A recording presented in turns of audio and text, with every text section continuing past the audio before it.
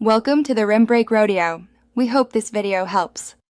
In this video, I will show how to make chicken yakisoba.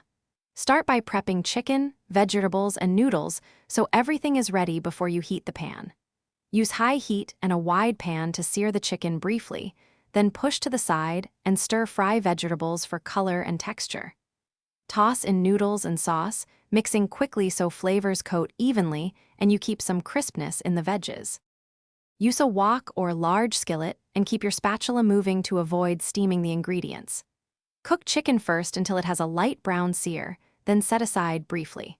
Stir-fry vegetables in 2 stages if needed, starting with carrots and cabbage, then adding softer onions.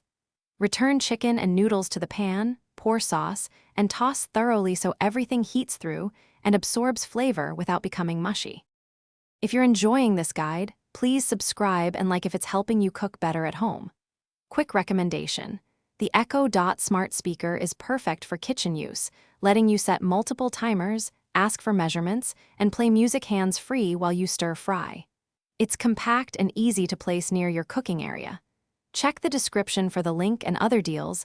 Now let's get back to the video. Make a simple yakisoba sauce by mixing soy sauce, Worcestershire, oyster sauce, and a touch of sugar until smooth. Taste and tweak with sesame oil for aroma and a little acid if it feels flat. Add sauce near the end of cooking so it clings to noodles rather than pooling. Finish with scallions or sesame seeds for texture and adjust seasoning after everything mixes together for the best result. Thanks for watching. Consider subscribing if we helped you.